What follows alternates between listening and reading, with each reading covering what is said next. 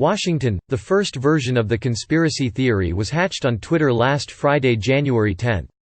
Don't rule out that the reason Pelosi hasn't sent impeachment to the Senate is to hurt Warren and Sanders, and to help Biden. Ari Fleischer, a former White House press secretary for President George W. Bush, tapped out on his iPad.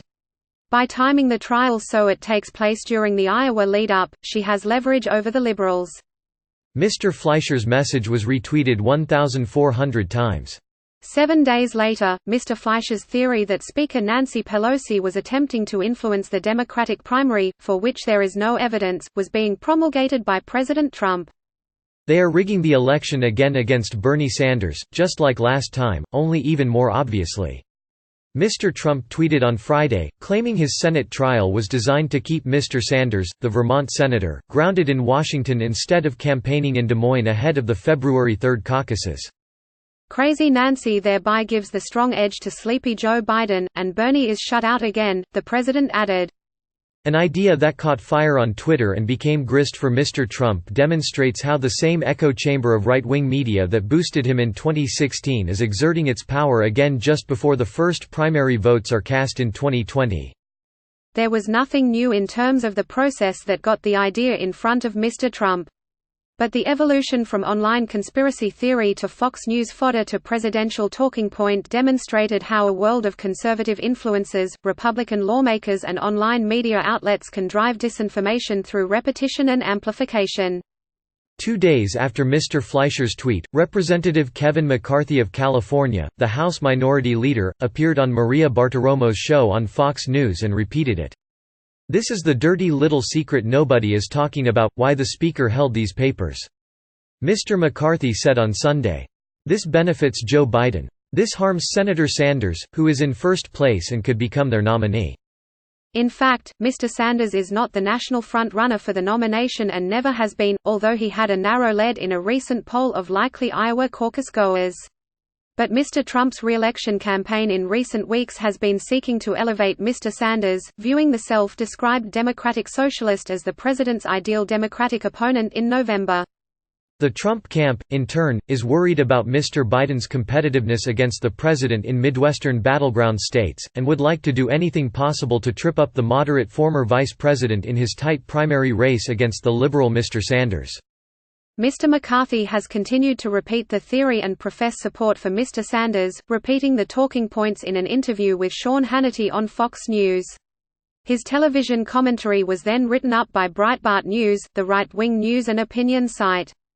On Thursday, The Federalist, a conservative website, ran an article with the headline, "Is Impeachment Delay How Democrats Are Rigging Iowa Against Bernie Again?"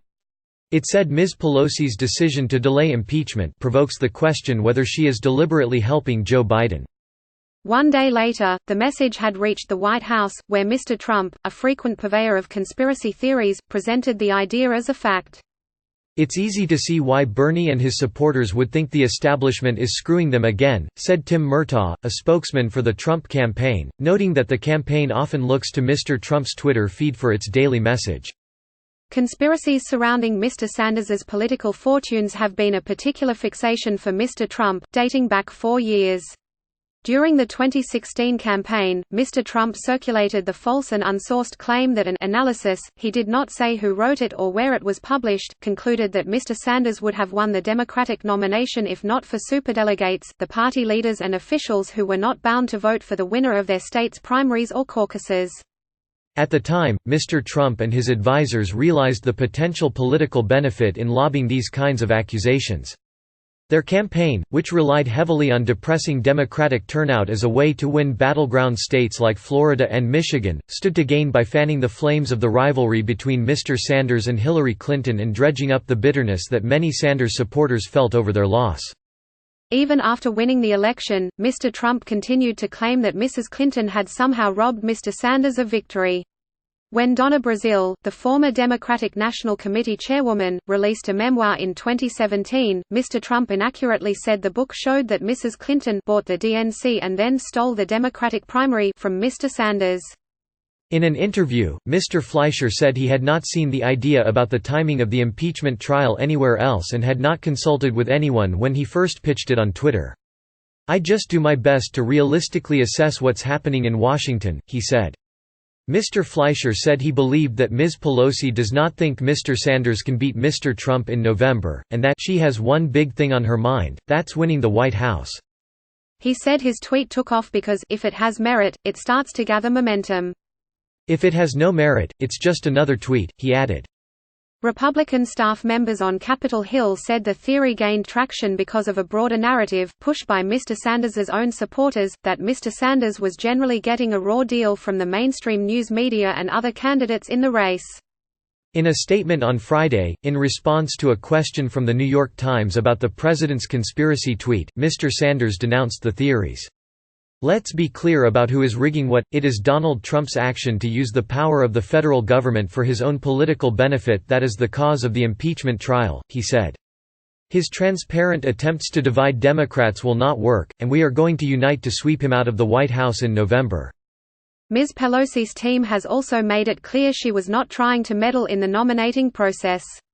Impeachment has nothing to do with politics or the presidential race, a spokesman for Ms. Pelosi, Drew Hamill, wrote on Twitter this week, responding to Mr. McCarthy's accusation. As usual, the minority leader has no idea what he's talking about.